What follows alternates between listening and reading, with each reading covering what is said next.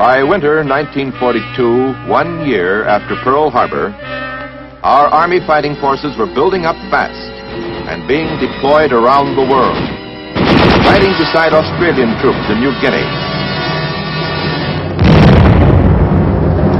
on Guadalcanal, where they had taken over from the long embattled Marines.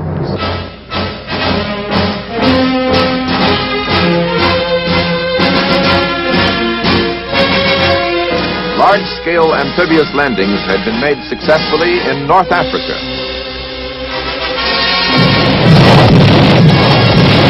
Joining up with the British and the fighting French.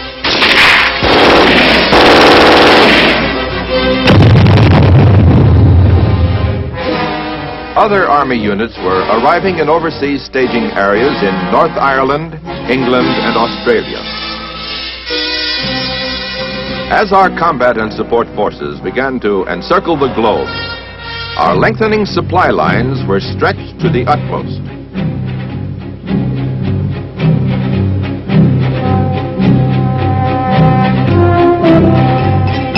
An army cannot fight without food, clothing, weapons, ammunition, medical supplies and services, transportation, armor, and aircraft that must be constantly supplied with fuel and as constantly serviced, repaired, or replaced.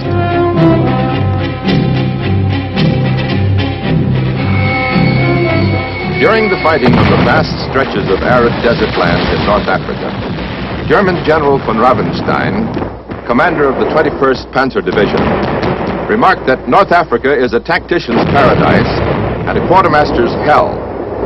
An American or Allied commander could very well have made the same statement.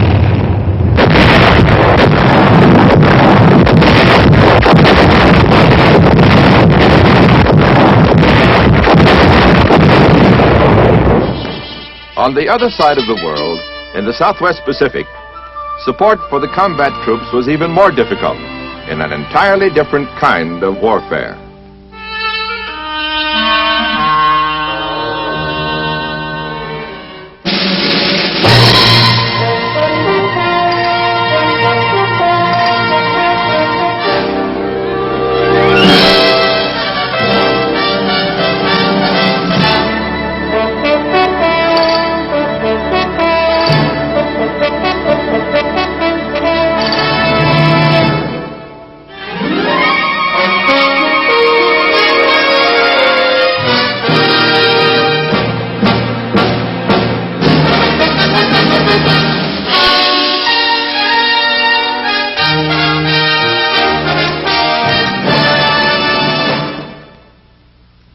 The problem of supply is spoken of as logistics.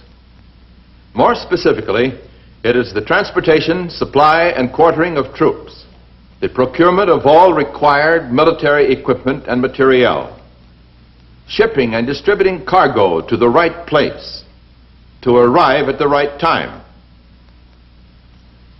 In World War II, our military planners successfully solved the most stupendous problems of logistics the world has ever known.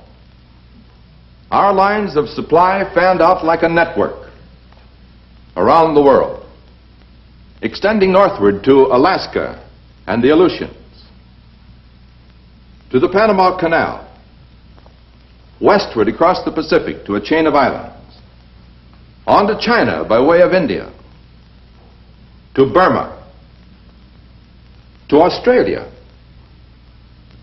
eastward across the Atlantic to North Africa, the length of the Mediterranean, the Middle East, and the southern route through the Persian Gulf to Russia,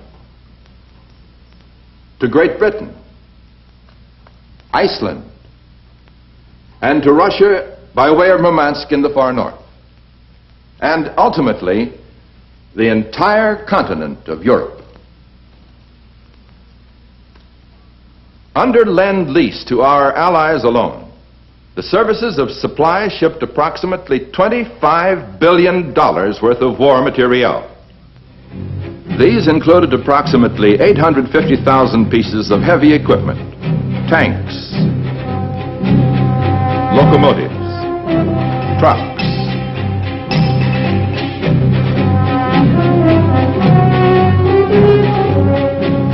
Free French forces in North Africa were supplied enough arms and materiel to equip 12 combat divisions.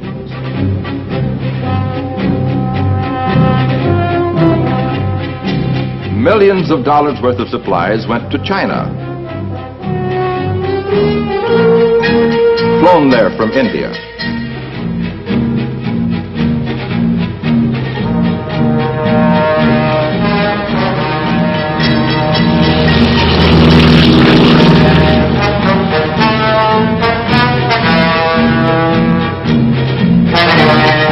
To Russia alone, over the submarine-menaced route to Murmansk, almost 500,000 pieces of heavy equipment, railroad rolling stock, and clothing. Vast stores of munitions and equipment went to England and her Commonwealth.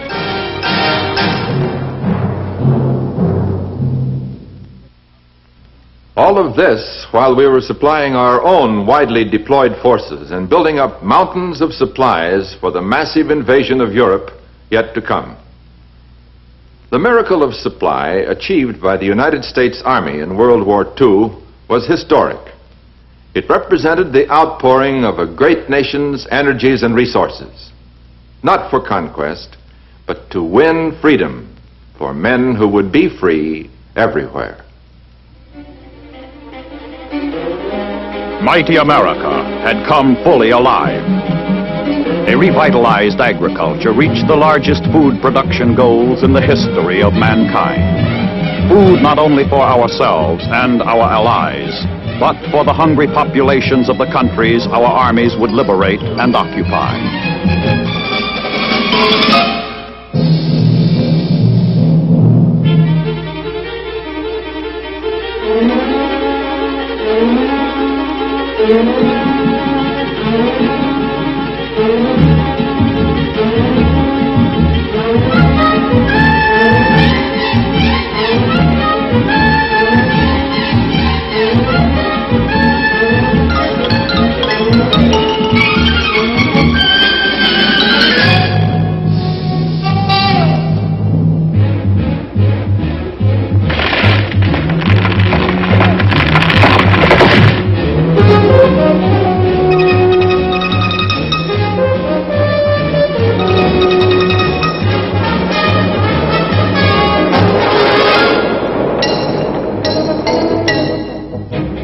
Industrial output staggered the imagination, brought renewed hope to our hard-pressed allies, dismay and consternation to the aggressors.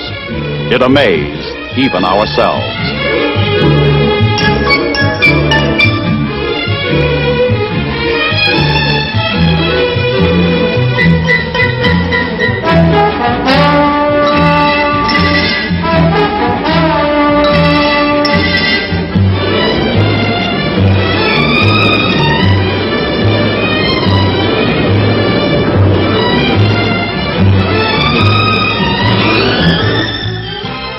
At long last, the United States had come of age, had found a vitality, a strength and a will to do that was phenomenal in all the annals of men and nations.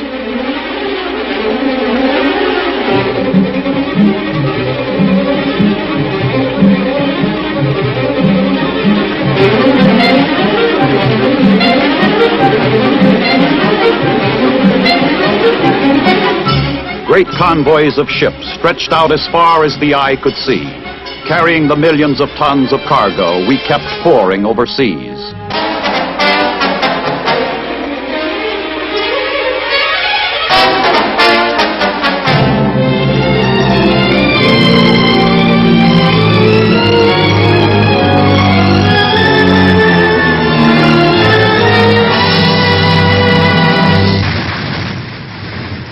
All of this in support of G.I. Joe.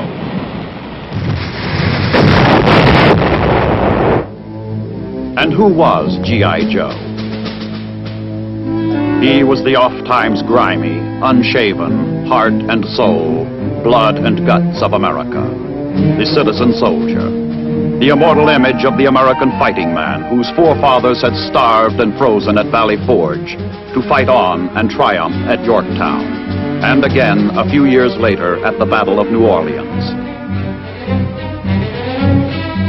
He had been a raw recruit at Bull Run, but emerged the victor at Gettysburg and the winner of a great and tragic civil war at Appomattox. He was the man who drove the enemy to defeat at Chateau Thierry, at Saint Mihiel and the Meuse Argonne. He was and is the American soldier personified.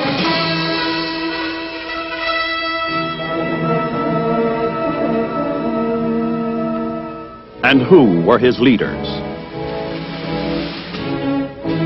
Marshall, Eisenhower, MacArthur, McNair, Bradley, Devers, Patton, Clark, Hodges, Kruger, Eichelberger, Patch, men like Macaulay, men who possessed the indomitable spirit and genius of Washington. Winfield Scott, Andrew Jackson, Grant, Sherman, Sheridan, George G. Meade, Robert E. Lee, John J. Pershing. This was the heritage of American military leadership in World War II. A heritage they could not and would not fail. Their one and only goal, victory. From buck privates to four-star generals, these were the priceless outpouring of America's greatest resource, the product of more than a century and a half of freedom, of democracy in action, of a great dream that their forefathers had fought for and made a reality, and which these, their sons, were fighting to preserve. But even amidst the tensions of war, there were precious hours of respite in which battle-weary men found rest and relaxation and brief moments of humor.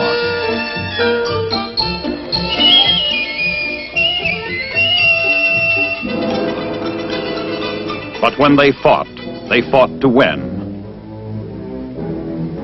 Theirs was a sublime dedication. Theirs was a glory the world would not soon forget.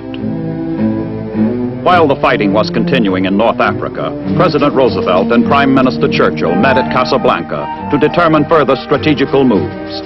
They agreed on 4 major points. Invade Sicily and Italy at the first opportunity. Intensify counterattacks against Hitler's submarines and launch a combined bomber offensive on Germany. Begin preparing for a major offensive in the Pacific. Accept nothing short of unconditional surrender as a basis for ending the war. This was the kind of positive, top-level determination the free world had long awaited. There was swift response on all fighting fronts. Tripoli fell to the British 8th Army.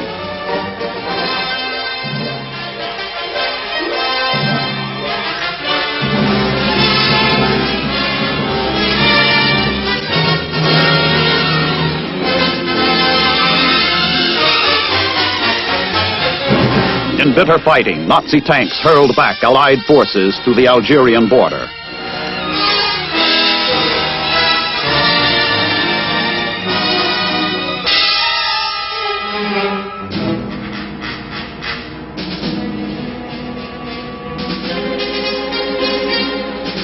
But then, combined American, British, and French units stopped the German-Italian drive at Kasserine and overran Tunisia.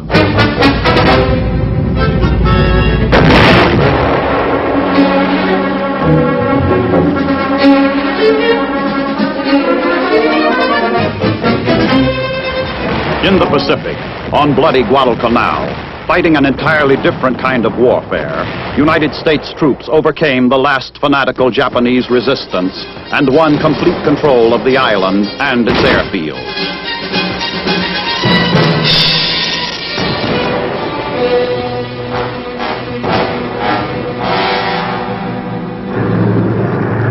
the Battle of the Bismarck Sea, Allied bombers sank 8 transports and 4 destroyers of a Japanese convoy of 16 ships.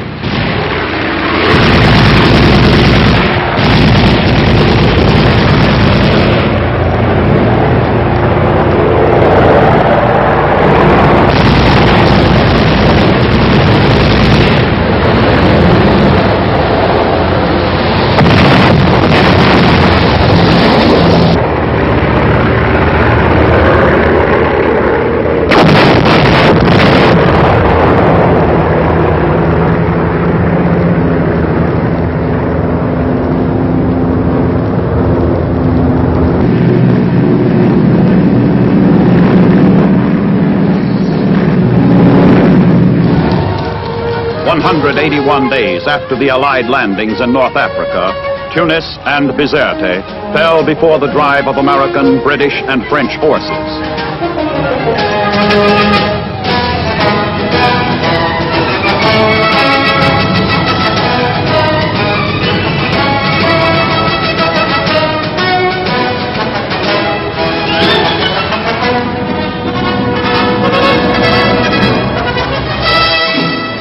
The drive reached its full fury with lightning speed, in the air and on the ground. The enemy was hit, harder and harder, crushed in a vice from which there was no escape.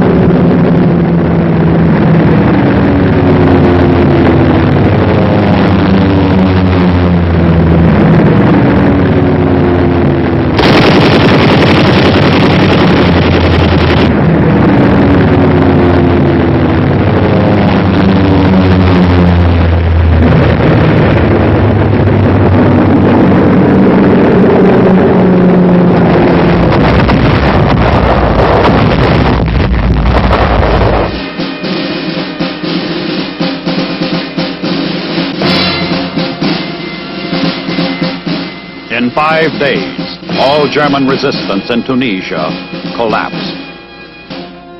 The Axis forces surrendered. The myth of Hitler's super race was beginning to crack.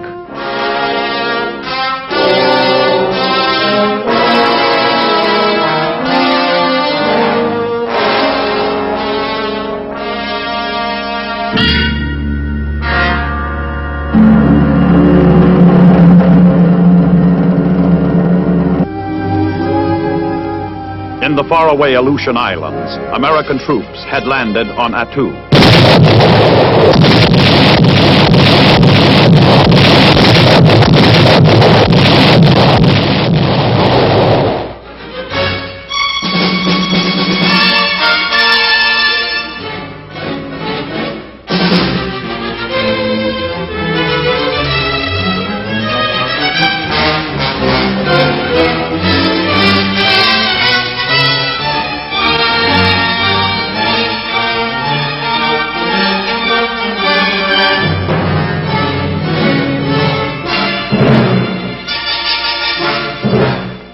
Still farther away in New Guinea, American and Australian troops drove back the stubborn and fanatical enemy in close fighting in malaria-infested jungles.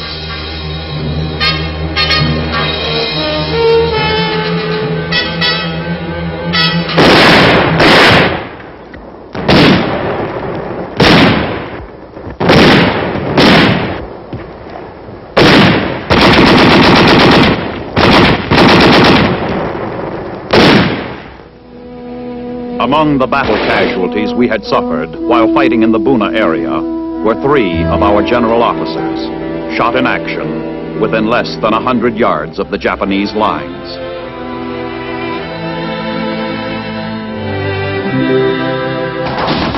From victories on the deserts of North Africa,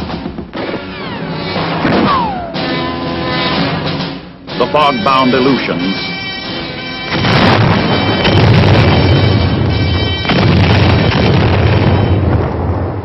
to the tropical island of Guadalcanal and the New Guinea jungles, where our troops were driving forward against desperate Japanese resistance, we had indeed spread our forces around the world. Who was it that once said, the United States was incapable of fighting a two-front war?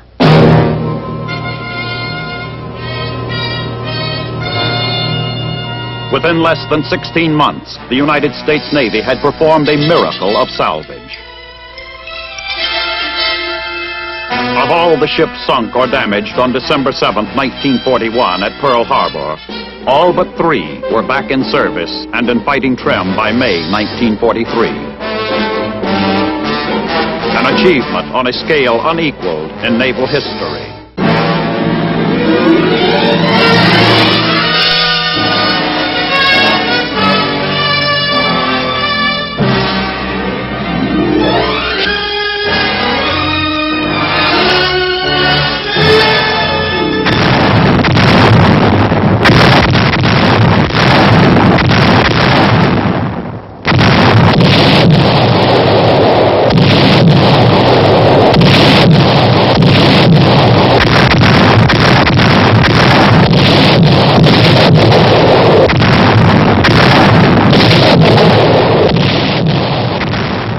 In Russia, the Germans had taken virtually all of Stalingrad by late 1942.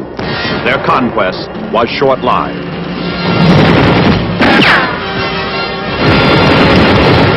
Early in 1943, the Russians launched a massive counterattack.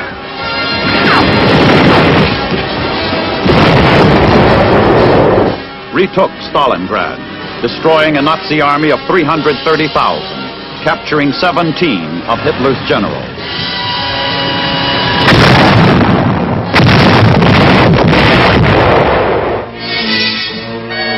The tide had started to turn in Russia.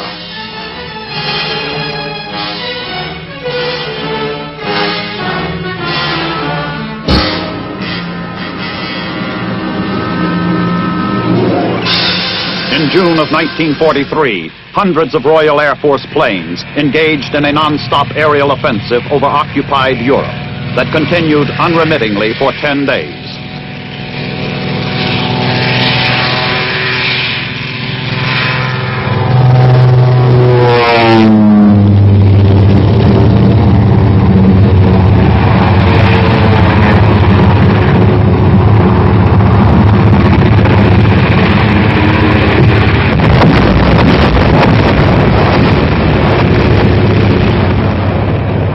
The tide was turning in the air over Hitler's fortress Europe. American Army, Navy, and Air Forces, along with those of Australia and New Zealand, launched a concerted offensive to drive the Japanese out of New Guinea and the northern Solomon Islands.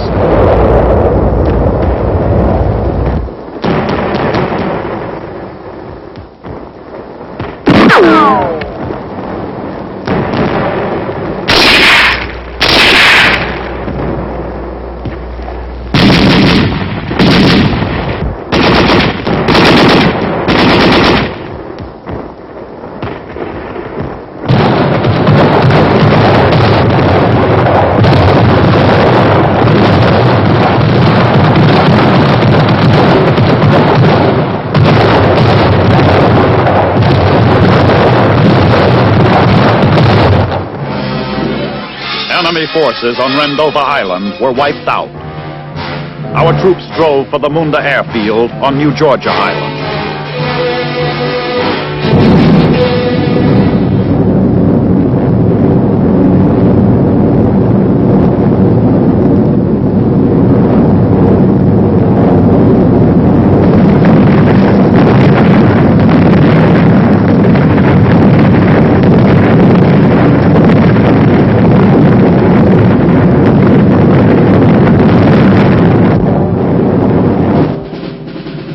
With all of North Africa in Allied hands, preparations for Operation Husky were begun immediately to attack the soft underbelly of Europe.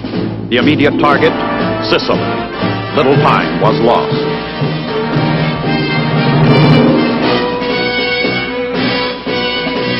Only 60 days after the surrender of Axis forces in North Africa, Patton's 7th Army invaded Sicily simultaneously with British and Canadian troops under Montgomery.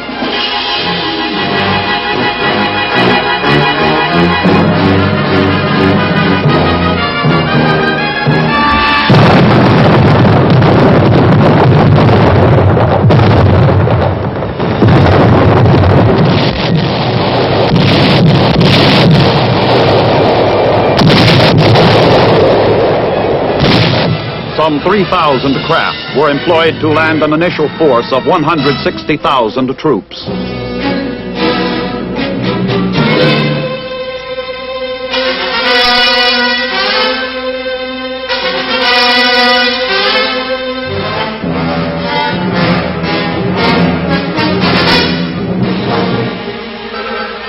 Almost 14,000 vehicles, about 600 tanks, nearly 2,000 guns.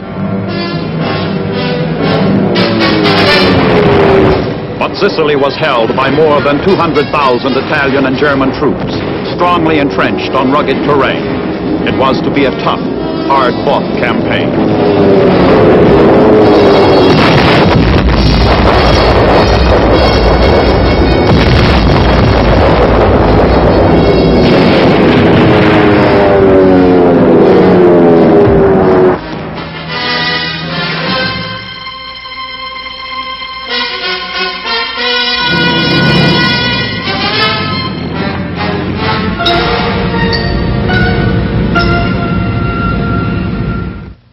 We invaded Sicily just 18 months after Pearl Harbor.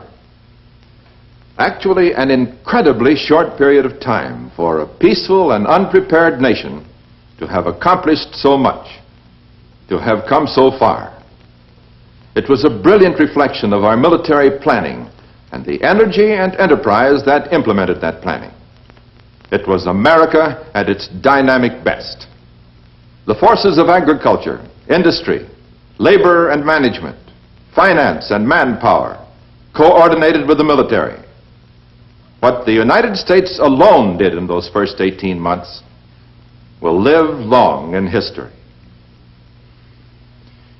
Yes, we had come a long way, but we still had far to go in Europe, still farther in the Pacific.